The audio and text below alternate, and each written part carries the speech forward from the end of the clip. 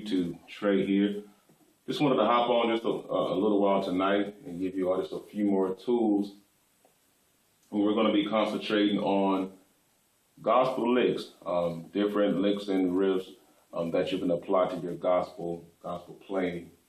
And one thing I would like to point out, I'm not really a heavy riff player. I don't play a lot of licks. I'm more of I play a lot of heavy-handed chords in my left hand with arpeggios and chords in my right hand. But I do understand that it does have its application, playing licks and runs, if you're doing it for the sole purpose of adding an extra measure of expressiveness to your playing. I mean, just like English vocabulary, the more words that you know, it helps you to express an idea better. But if you get carried away, you know, you're over top of people's heads. You know, you're using all kinds of jargon and scientific language nobody understands. So the same thing can happen in music. A lot of musicians, I mean, they're going for shock value more over expressiveness. You understand? Instead of trying to minister to people, you want to show them how many chops you have. So let's be honest, playing a riff for 5 to 10 bars is just kind of corny, and it really takes away, in the context of a service, it takes away from what you should be trying to convey. But anyway, that's another lesson, that's another teaching. In the key of C, I'm going to take it all the way back to the bare essentials. This is something that's used in those typical 2-5-1 devotional praise or congregational songs, as we call it.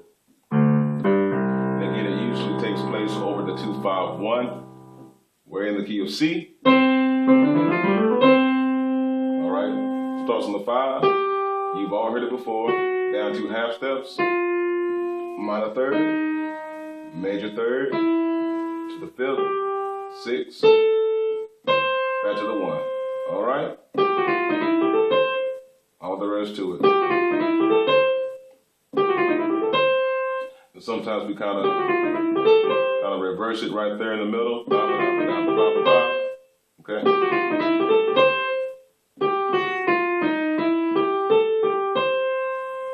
Same principle. The left hand.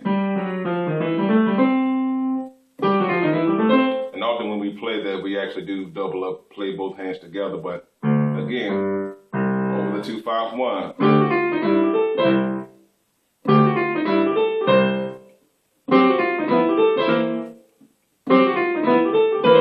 All right? And that's it. That's all there is to it. So I'm going to apply it to a simple track here. And this is more or less for the beginners. I know I'm losing you advanced players, I understand that. But beginners need to know, you know, how it sounds and how it should apply, okay, in a real context. So what we're listening for is not what's going on in the track, but where we hear that little quick turnaround, okay? All right, let's go.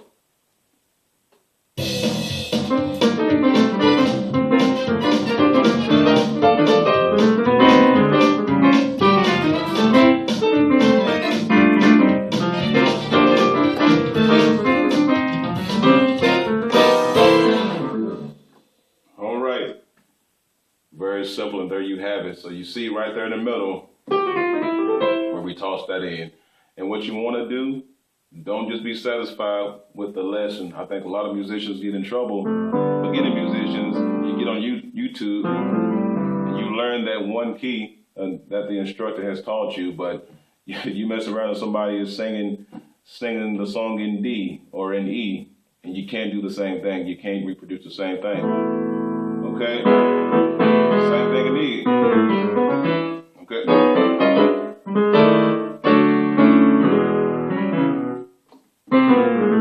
Whatever the key is, you want to be able to reproduce the same thing that you learned in whatever key. All right. Wasn't going to be too long tonight. I hope this has helped somebody. You all keep playing, keep praying, and remember, it's not what you play, but it's why you play and who you're playing for. This is Trey. I'm out.